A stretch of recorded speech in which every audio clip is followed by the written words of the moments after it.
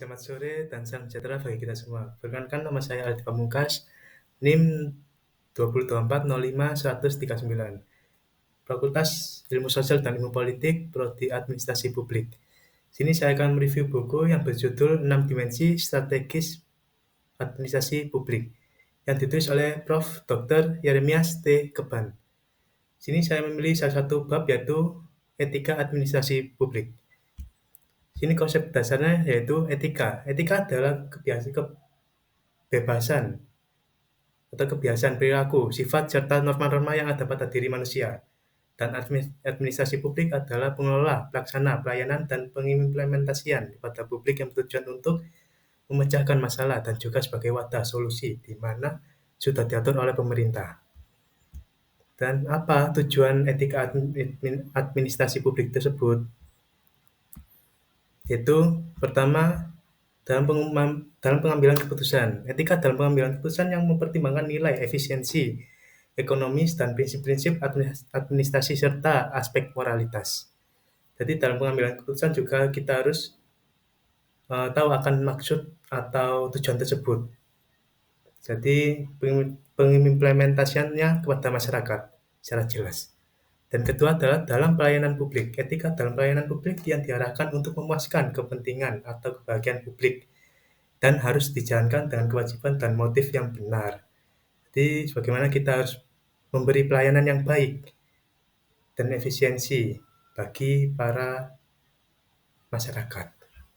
Dan yang ketiga dalam suatu organisasi, etika dalam suatu organisasi yang di mana setiap tindakan maupun aktivitas setiap dalam suatu kelompok akan terus diawasi dalam kode etis atau tindakannya dalam menjalankan suatu organisasi. Jadi dalam suatu organisasi juga dapat yaitu kode etis dalam setiap kita melakukan tindakan, aktivitas, atau dalam menjalankan suatu organisasi. Selanjutnya adalah faktor kegagalan etika administrasi publik. Sini etika administrasi publik ada 4 faktor, yaitu dalam kegagalan. Hasilnya mensukseskan administrasi namun digagalkan dalam segi etika. Yang pertama adalah tujuan kebijakan. Jadi tujuan kebijakan ini sudah dari awal, jadi bagaimana sudah disusun. Sebagian rupa dari administrasi publik, namun digagalkan oleh oleh penyelenggara atau pelayanan administrasi publik. Dan yang kedua adalah struktur organisasi, yang dimana ketentuan-ketentuan atau kepentingan-kepentingan tersebut tidak sejalan dengan kepentingan publik. Jadi tersebut gagal dalam administrasi publik. Dan yang ketiga adalah manajemen publik, yang dimana hasil dari pelayanan kita akan menyesuaikan hasil dalam pelayanan tersebut akan menghasilkan hasil akhir dari suatu pelayanan publik. Jadi manajemen publik juga akan berpengaruh dalam segi etika juga. Dan keempat adalah lingkungan administrasi publik, yang dimana kita dalam komunikasi kepada masyarakat dan kepada para atasan maupun para bawahan. Juga itu nilai etika kita dalam suatu komunikasi di lingkungan administrasi publik.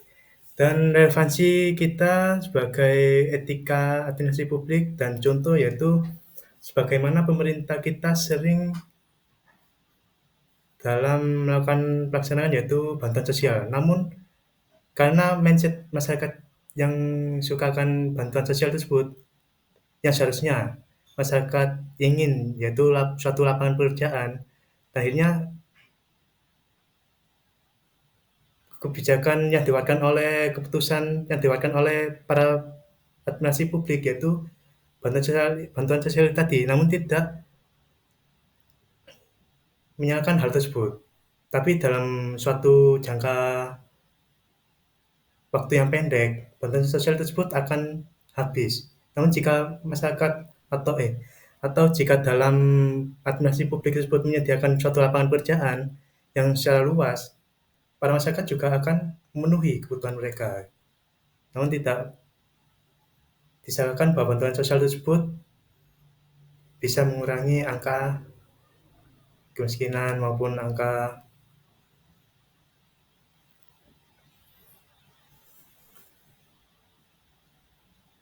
kemiskinan dan angka kekurangan pada masyarakat, suatu masyarakat tersebut.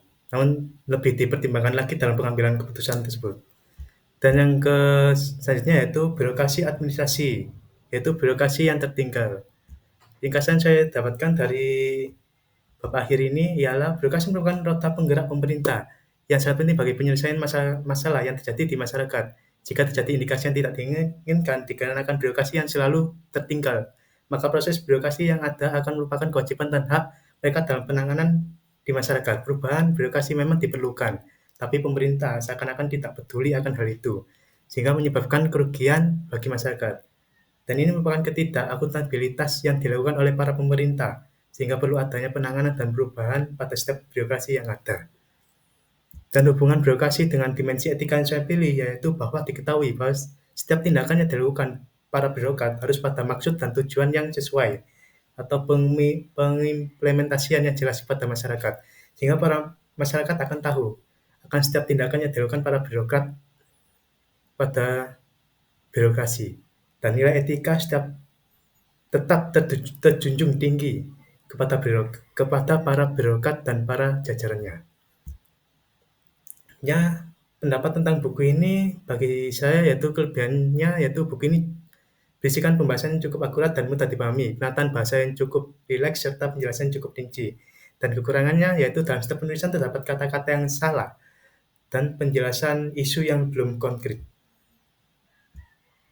Dan yaitu kontribusi pemahaman tentang administrasi publik saya semakin baik, serta pemikiran dalam akses dunia pemerintahan semakin luas dan lebih memahami konsep-konsep dasar administrasi publik. Baik, dari kesimpulan dari kedua bab ini yaitu bahwa setiap tindakan maupun aktivitas harus ada maksud dan tujuan tertentu. Beretika dalam pengambilan keputusan sangat diperlukan, sehingga akuntabilitas dan kepentingan kepada masyarakat terpenuhi. Perbaikan birokrasi yang bobrok juga perlu diawasi dalam setiap tindakan yang akan dilakukan. Kepercayaan masyarakat akan bertambah jika output yang dilakukan oleh pemerintah menyeluruh kepada masyarakat. Perlu pemerintah sadari bahwa kepuasan masyarakat akan pelayanan maupun pengimplementasian yang dilakukan pemerintah akan berdampak pada masa depan bangsa Indonesia.